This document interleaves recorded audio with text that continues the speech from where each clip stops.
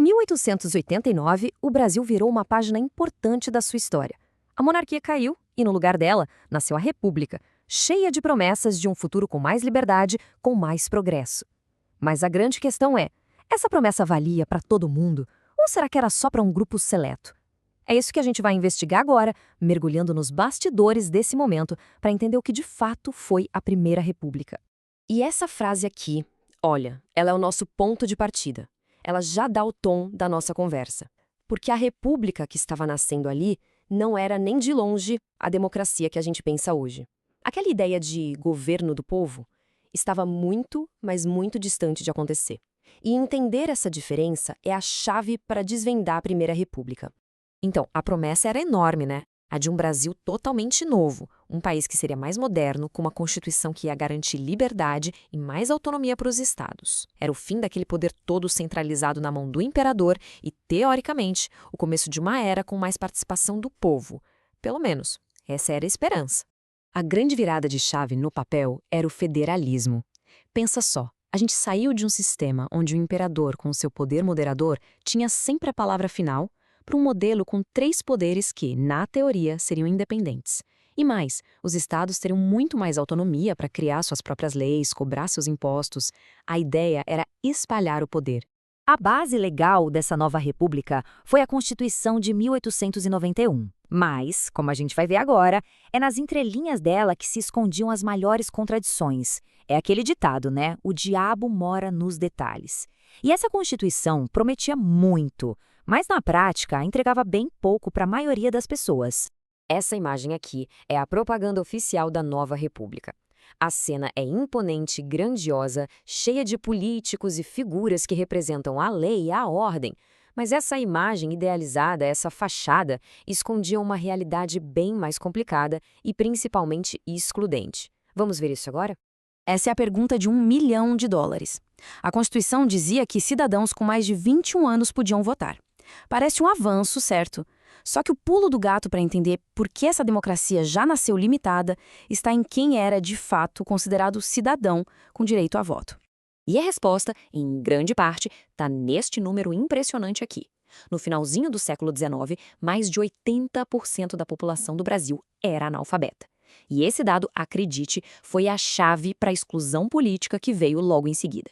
Pois é, a lei que proibia analfabetos de votar era, na prática, uma ferramenta de exclusão em massa. Pensa num país que tinha acabado de sair da escravidão. Isso significava que a grande maioria da população, incluindo quase toda a população negra recém-liberta, estava automaticamente fora da política.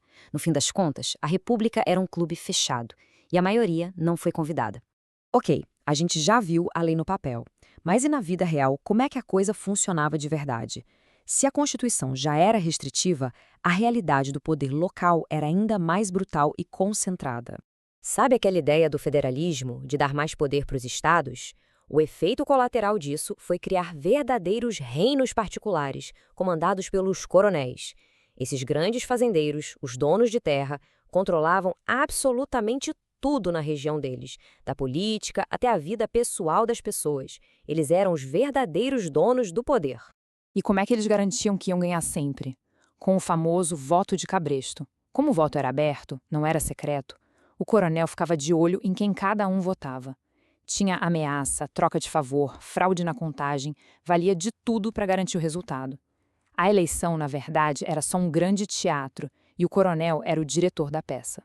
E essa charge aqui, nossa, ela é um raio-x perfeito da Primeira República. O povo, representado ali pelo Zé Povo, carregando nas costas todo o peso de uma república que claramente não foi feita para ele. É uma daquelas imagens que dizem mais do que 1000 palavras sobre quem de fato se beneficiava com o novo regime. E como se não bastasse toda essa exclusão política, o novo governo mal nasceu e já teve que lidar com uma crise econômica devastadora que balançou as estruturas e a credibilidade do regime logo de cara. A ideia do ministro da Fazenda, o Rui Barbosa, era bem ousada: industrializar o Brasil na marra. O plano parecia simples. Vamos deixar os bancos privados imprimirem dinheiro para financiar novas indústrias. Basicamente, uma injeção de crédito direto na veia da economia. O que poderia dar errado, não é mesmo? Bom, O resultado foi um caos total. A emissão de dinheiro sem controle, sem lastro, gerou uma inflação galopante e uma bolha de especulação.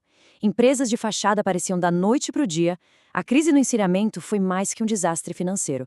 Foi uma crise de confiança que mostrou quão frágil era o novo governo republicano. Então, vamos juntar as peças do quebra-cabeça. A gente viu uma Constituição que já nascia excluindo a maioria. Um sistema político dominado por coronéis na base da força e uma economia em frangalhos. A pergunta que não quer calar é, afinal, para quem foi feita essa república? A conclusão é praticamente inevitável. A Primeira República foi, essencialmente, uma troca no comando das elites. Saiu o poder centralizado do imperador e entrou o poder pulverizado dos coronéis. A promessa de um Brasil novo, mais justo e democrático, ficou só no papel. A grande maioria da população continuou de fora. A Primeira República ficou para trás. Mas a pergunta sobre quem realmente tem poder e voz na política brasileira continua muito atual. Será que a gente já conseguiu superar de vez esse legado de exclusão que marcou o nascimento da nossa República? Fica aí a reflexão.